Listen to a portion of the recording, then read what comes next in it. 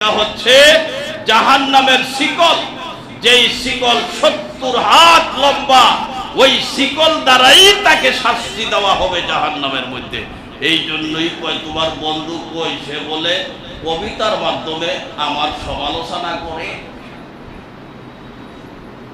সুবহানাল্লাহ কইতেন না?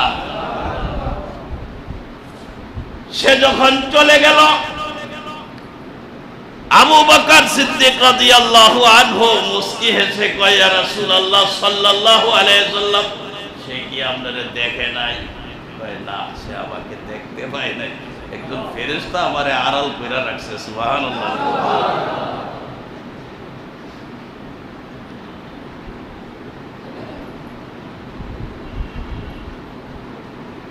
দালায়েলুন নবুওয়াত নামক কিতাবে আল্লামা বাইহাকী রাহমাতুল্লাহি আলাইহি বর্ণনা করেন, রাসূল কারীম সাল্লাল্লাহু আলাইহি ওয়াসাল্লামের কন্যা উম্মে কুলসুম, আবু লাহাবের এক পুত্রের নাম ছিল উতবা।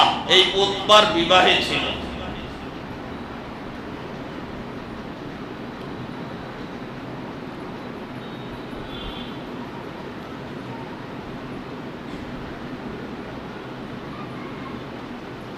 যখন এই সূরা নাযিল হয়, এই সূরা নাযিল হওয়ার পর, কারণ এই সূরার মধ্যে তো আবু লাহাবের কঠিন সমালোচনা করা হয়েছে, ঠিক নেই? তার ধ্বংস কামনা করা হয়েছে, তার হাতগুলির ধ্বংস কামনা করা হয়েছে। তো সে কি আর স্থির থাকতে পারে? তো এই সূরা যখন নাযিল হয়, তখন সে মুহাম্মদ সাল্লাল্লাহু আলাইহি সাল্লামের প্রতি ক্ষিপ্ত হয়ে গেল। ক্ষিপ্ত হইয়া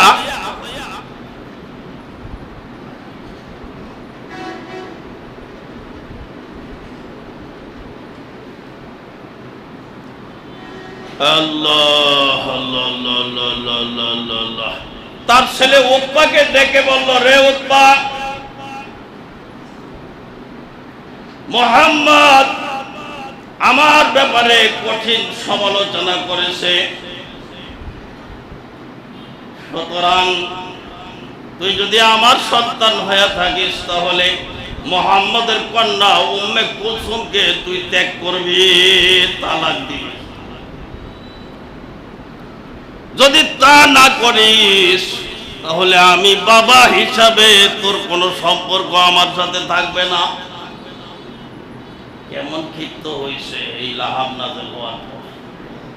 বুঝের কথা, হে যুবক, ভালো করে বোঝার চেষ্টা করো। বুঝের কথা, এই সূরা যখন নাযিল হয়, আবু লাহাব ক্ষিপ্ত হইয়া তার সন্তানকে এই পরামর্শ দিল। সন্তানও দেখতেছে বেকায়দা, বাবার কথা রাখাই লাগে, না হয়তো আমও যাইব, সালাও যাইব। বাবার কথা রাখতে যাইয়া আবু লাহাবের ছেলে উতবা ক্ষিপ্ত হইয়া, উত্তেজিত হইয়া রাসূল কারীম সাল্লাল্লাহু আলাইহি ওয়াসাল্লামের দরবারে চলে যায়। যায়া বড় অশালীন ভাষায় মুহাম্মদুর রাসূলুল্লাহ সাল্লাল্লাহু আলাইহি সাল্লামের নাকের ডগায় উম্মে কুলসুমকে তালাক দিয়া চলে আসে। দিয়া তালাক দিয়া চলে আসে। বাবার সামনে যদি মেয়ের এমন দুর্ঘটনা, দুঃসংবাদ পায়, বাবার মনে কেমন লাগে? নবী হইলেও কষ্ট লাগার কথা না। হ্যাঁ, তালাক দেওয়া জায়েজ আছে, কিন্তু এর চাইতে নিম্ন শ্রেণীর জায়েজ আর কিছু হতে পারে না, সেই পর্যায়ের জায়েজ।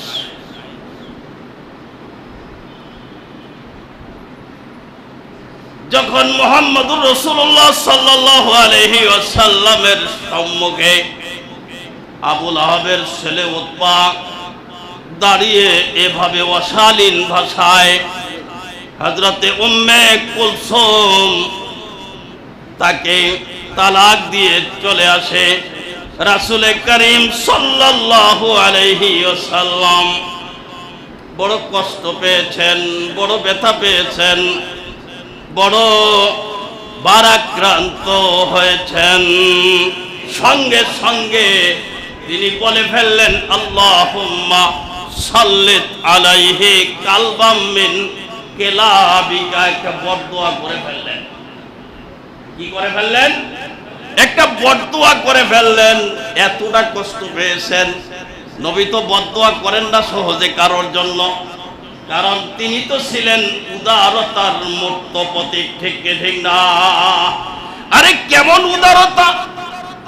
আল্লাহু আকবার বলেন। কেমন উদারতা! আবু সুফিয়ান উহুদের যুদ্ধে মুহাম্মদুর রাসূলুল্লাহ সাল্লাল্লাহু আলাইহি ওয়াসাল্লামের বিরুদ্ধে, তার নেতৃত্বে উহুদের যুদ্ধ সংগঠিত হয়। আর সেই উহুদের যুদ্ধে আবু সুফিয়ানের নেতৃত্বেই মুহাম্মদুর রাসূলুল্লাহ সাল্লাল্লাহু আলাইহি ওয়াসাল্লামের 4টি দান মুবারক শহীদ হয়। এই আবু সুফিয়ানের নেতৃত্বেই মুহাম্মদুর রাসূলুল্লাহ সাল্লাল্লাহু আলাইহি ওয়াসাল্লামের মাথা মুবারক জখম করে, আর ওই মাথা মুবারক থেকে রক্ত ঝরতে শুরু করে। শুধু তাই নয়, এই আবু সুফিয়ানের নেতৃত্বে 5ম হিজরিতে 12,000 সৈন্য নিয়ে প্রিয় মদিনাকে আক্রমণ করতে প্রস্তুতি গ্রহণ করে। সেখানে সেই দিন খন্দকের যুদ্ধ সংগঠিত হয়। শুধু তাই নয়, তার সারাটা জীবন মুহাম্মদুর রাসূলুল্লাহ সাল্লাল্লাহু আলাইহি ওয়াসাল্লামকে কষ্ট দেয়, সাহাবায়ে কেরামকে কষ্ট দেয়, তাদের উপর জুলুম অত্যাচার নির্যাতনের স্টিম রোলার চালায়। এত কিছুর পরেও যেই দিন ফতে মক্কা হয়ে গেল, মক্কা বিজয় হয়ে গেল, ওই দিন তো তার কঠিন শাস্তি হওয়ার কথা ছিল। ঠিক ঠিক না? এমনিও তো আমরা দেখতে পাচ্ছি ডানে বামে সামনে পিছনে আমাদের সম্মুখে ইতিহাস, বিজিত শক্তি পরাজিত শক্তিকে মাথা উঁচু করতে দেয় না। ঠিক ঠিক না বলেন? আমাদের বাংলাদেশের ইতিহাসেই দেখেন না, গত 54 বছরের ইতিহাস, এই যে নেপালের ইতিহাস দেখেন না, বিজিত শক্তি পরাজিত শক্তিকে মাথা উঁচু করতে দেয় না, বাঁচতে দেয় না। কিন্তু মুহাম্মদুর রাসূলুল্লাহ সাল্লাল্লাহু আলাইহি সাল্লাম ছিলেন ব্যতিক্রম।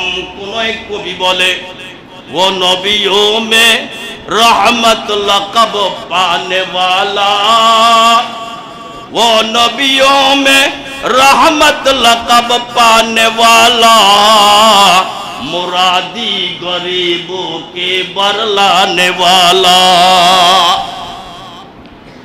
मुसीबत में गरीबों के काम आने वाला, वो अपने पराये का गम खाने वाला, फकीरों का मिर्जा ज़ईफों का मावा, यतीमों का वली गुलामों का मौला, उतर कर हिरा से सोए कौम आया, उतर कर हिरा से सोए कौम आया, और एक नुस्खे कीमिया साथ लाया।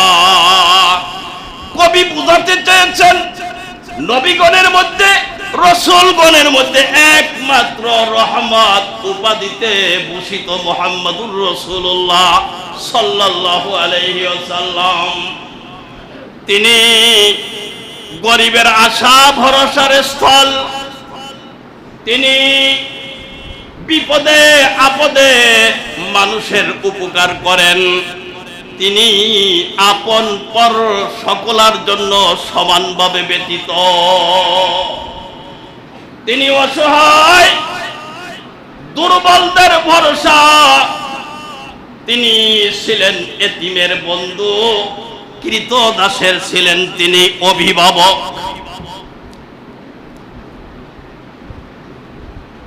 হেরা পর্বত থেকে, হেরা নামক গুহা থেকে সৌভাগ্যের পরশমণি কোরআন নামক সেই সৌভাগ্যের পরশমণি কোরআন নিয়ে তিনি জাতির নিকট এসেছিলেন, যেই কোরআনের মধ্যে কোনটা ভালো কোনটা খারাপ, কোনটা জায়েজ কোনটা না জায়েজ, কোনটা হালাল কোনটা হারাম, কোনটা করলে আমার সফলতা আর কোনটা করলে আমার ব্যর্থতা, কোন পথে চললে আমার জান্নাত, কোন পথে চললে আমার জাহান্নাম, এমন সৌভাগ্যের পরশমণি কোরআন নিয়ে তিনি জাতির নিকটে এসেছিলেন।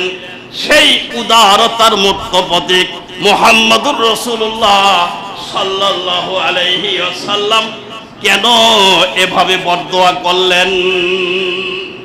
প্রশ্ন জাগে কি জাগে না? শুধু তাই নয়, মুনাফিক প্রধান আব্দুল্লাহ ইবনে উবাই ইবনে সালুল, যাকে মদিনাবাসীরা এক সময় তাকে রাজা বানাতে চেয়েছিল, মুহাম্মদুর রাসূলুল্লাহ সাল্লাল্লাহু আলাইহি সাল্লাম হিজরত করার পর তার সমুদয় স্বপ্ন ভেস্তে গেছে, তছনছ হয়ে গেছে। এরপর থেকে মুহাম্মদুর রাসূলুল্লাহ সাল্লাল্লাহু আলাইহি সাল্লামের বিরুদ্ধাচরণ, যদিও মুখে ছিল ইসলাম, ভিতরে ছিল মুনাফিক। লম্বা চূড়া ইতিহাস। এই আব্দুল্লাহ ইবনে উবাই ইবনে সালুল মৃত্যুবরণ করেছে। এত যাতনা এত কষ্ট হুজুরকে দিয়েছে। শুধু কি তাই, উহুদের ময়দান থেকে 1/3 সেনাবাহিনী নিয়ে সে ফিরে এসেছিল। কতটা ব্যথা পাওয়ার কথা।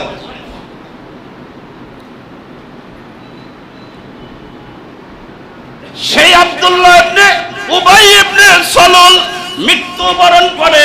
তার কলিজার টুকরা সন্তান আব্দুল্লাহ প্রকৃত মুসলমান, বাবার প্রতি দরদি হইয়া সরকারে দো আলম নবী সাল্লাল্লাহু আলাইহি সাল্লামের কাছে যায় বলে, ইয়া রাসূলুল্লাহ সাল্লাল্লাহু আলাইহি সাল্লাম, আমার বাবার মৃত্যু হয়েছে, আপনার দেহ মোবারক থেকে একটা কাপড় জামা খুলে দেন আমার বাবার দাফনের জন্য, তাহলে পরজগৎটা তার সুখময় হবে। আমি আর আপনি হইলে আগে সব থাপ্পড় দুইটা দিয়া লইতাম। ঠিক নেই, ঠিক নেই। এটা সাহস কত বড়, জীবন কর্তব্যভাবে বিরোধিতা, মুসলমানদেরকে এত কষ্ট দেয়, তুই আমার জামা নিয়ে তো বাবের বাড়ি দিবি, ফাইজলামি করবার জায়গা বাঁচকায়, বলতো কি বলতো না? কিন্তু মানবতার মধ্যপতি, উদারতার মধ্যপতি যিনি ছিলেন, ওয়ামা আরসালনাকা ইল্লা রাহমাতাল লিল আলামিন। ঠিক নেই, ঠিক নেই। একজনে যায় কই, রাসূলুল্লাহ সাল্লাল্লাহু আলাইহি ওয়াসাল্লাম এই মুশরিকরা আপনাদের এত কষ্ট দেয়, বরদোয়া করে, বরদোয়া করে। হুজুর কয়, ক্বালা ইন্নী লাম উবআস লাআনা ওয়া ইন্নামা বুইসতু রাহমা। আমি কাউকে অভিশাপ দিতে প্রেরিত হয় নাই, আমাকে আল্লাহ পাক প্রেরণ করেছেন রহমত স্বরূপ। চিল্লায়া বলি সুবহানাল্লাহ। কি উদারতার নবী! বলে বরদোয়া না, না সম্ভব না। সেই উদারতার মধ্যপতি মুহাম্মদুর রাসূলুল্লাহ সাল্লাল্লাহু আলাইহি ওয়াসাল্লাম সঙ্গে সঙ্গে দেহ মোবারক থেকে জামা খুলে আব্দুল্লাহকে দিয়া দিলেন, যা তোর বাবাকে দাফন করার ব্যবস্থা কর। তাই করা হলো। আবার জানাজা পড়াতেও তিনি প্রস্তুত হয়ে গেলেন। হযরত ওমর ক্ষিপ্ত, হযরত ওমর কি বড় ক্ষিপ্ত। কার জানাজা পড়াইবার যান? একে আপনি জানেন না, ছিলেন না? হুজুর কয়, ইন্নী খায়রতু ফাত্তারতু, আমাকে আল্লাহ পাক ইখতিয়ার দিয়েছে, আমি ইচ্ছা করলে তার জন্য ক্ষমা চাইতে পারি, আবার তার জন্য আমি বরদোয়াও করতে পারি, অর্থাৎ তার জানাজা পড়াতেও পারি, নাও পড়াতে পারি। সুতরাং আমি জানাজা পড়াবার সিদ্ধান্ত নিয়েছি, এটাই আমি গ্রহণ করেছি। জানাজা পড়াবেন। এমন সময় ওহী নাযিল হয়ে গেল সূরা তাওবার আয়াত, ওয়ালা তুসাল্লি আলা আহাদিম মিনহুম মাতা আবাদাও ওয়ালা তাকুম আলা কবরি ইন্নাহুম কাফারু বিল্লাহি ওয়া রাসূলিহি। হে রাসূল, তাদের মধ্য থেকে কেউ যদি মৃত্যুবরণ করে, ও রাসূল, আপনি তার জানাজা পড়বেন না, তার কবরের পার্শ্বেও দাঁড়াবেন না। কেননা